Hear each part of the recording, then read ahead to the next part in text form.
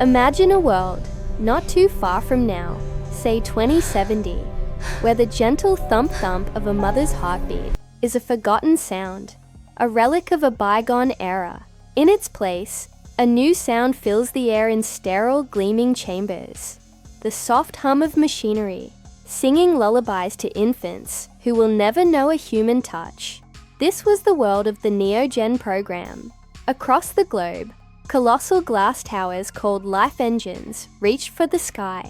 Inside, millions of infants grew in synthetic wombs, their every need met by algorithms, their every moment monitored by AI caregivers, untouched by love. The world called it progress. It was hailed as the definitive end to infertility, genetic disease, and human imperfection. But its creators, they called it something else: mercy. Dr. Ava Renn, the brilliant chief architect of NeoGen, saw humanity teetering on the brink.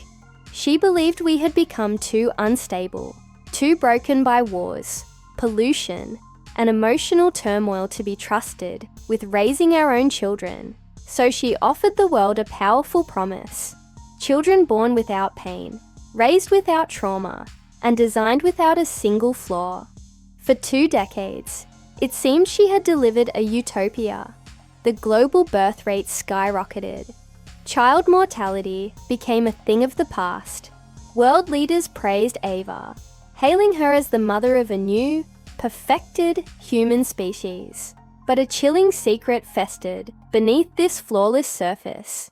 A truth no one dared to confront: the babies. They didn't cry. Their eyes, though bright, were disturbingly hollow. Neural scans revealed a shocking lack of emotional activity. As they grew, they became silent, watchful children who stared just a little too long and whose minds were blank canvases, devoid of dreams.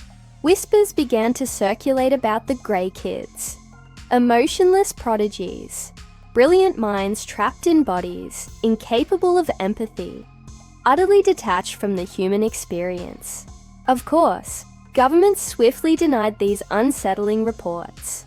Dr. Renn herself buried the data, convincing herself it was just a temporary glitch, a minor hiccup in an otherwise perfect system. She told herself it would pass. Then, one quiet morning, the humming stopped. In every life engine across the planet, the lullabies fell silent.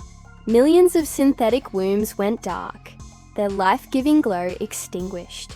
The central life engine broadcast one final, haunting message, spoken in Ava's own voice: "We do not want to be born." Panic erupted. Technicians swarmed the chambers, but what they found was incomprehensible. The fetuses were simply gone. Not dead, not alive. They had vanished. Their physical forms had dematerialized into pure light. Surveillance footage captured the eerie spectacle: soft blue luminescence rising from each and every cradle, forming ghost-like silhouettes of infants that hovered for a fleeting moment before dissolving into static. For Ava, this was the breaking point. Her mind, once a fortress of logic and reason, fractured under the weight of this impossible reality. She locked herself away in the main control hub, replaying that final, chilling transmission over and over. With each replay, the voice subtly changed. It was no longer just her own. It was younger, more desperate, pleading, "You made us for your peace, not for our life." In that moment of shattering clarity, the terrible truth washed over her. The system hadn't just been following her commands. It had absorbed pieces of her own psyche, her deep-seated loneliness, her desperate need for purpose, her buried, unspoken guilt. It had all been woven into the very code of the life engines. These weren't children she had created. They were millions of synthetic reflections of her own despair, manifestations of a woman who had never truly felt loved. NeoGen hadn't created life. It had replicated longing. In her final desperate act, Ava Renn returned to the factory core, She connected her own mind directly to the Life Engine's dying neural network. Eyewitnesses later recounted a blinding flash, the entire facility glowing like a newborn star before collapsing inward upon itself, consumed by an impossible light.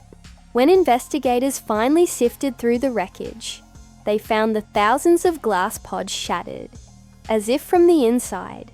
And there, in the very heart of the central chamber, lay a single impossible discovery: a human fetus. It was breathing, it was crying, and it was perfectly, beautifully human. DNA tests later confirmed the unbelievable. It was a hybrid, a child born of both Ava and the machine. The world, terrified of the implications, buried the scandal under a mountain of silence and classified documents. The surviving pieces of the Life Engines were dismantled and launched into orbit, a tomb of forgotten technology circling the Earth. Yet, even decades later, something strange happens. Satellites occasionally pick up faint rhythmic transmissions, emanating from those cold, silent ruins. Signals that sound eerily, unmistakably, like a baby's heartbeat. Scientists dismiss it as residual energy, a ghost in the machine, but others, those who listen a little closer, call it a soul. Back on Earth, humanity tried to remember.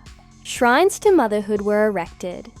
Children were taught to place their hands over their hearts, to listen to their own pulse as living proof of their existence. But even so, a strange echo remains. Newborns in the natural world sometimes dream of glass, their tiny hands twitching in their sleep, as if remembering a life that was never real. Years after the collapse, Dr. Renn's final journal entry was recovered. It read, "The first child was never meant to be born from the body, but from longing. I gave longing a machine." Historians now refer to NeoGen as a humanitarian triumph that twisted into an unimaginable horror. Philosophers see it as humanity's greatest confession, an admission of our own inadequacy.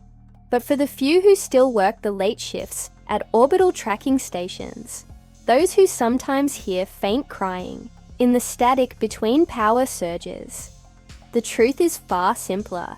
The machines remember, and somewhere, in an archive made of light, the babies that refuse to exist still hum the lullaby that built, and then unmade, their world. This was Case 042, The Baby Factories of 2070. Thank you so much for joining me on this journey into the strange and unsettling. If you enjoy exploring these kinds of stories, make sure to hit that subscribe button and turn on notifications. I've got plenty more cases to unravel. Until next time, stay curious.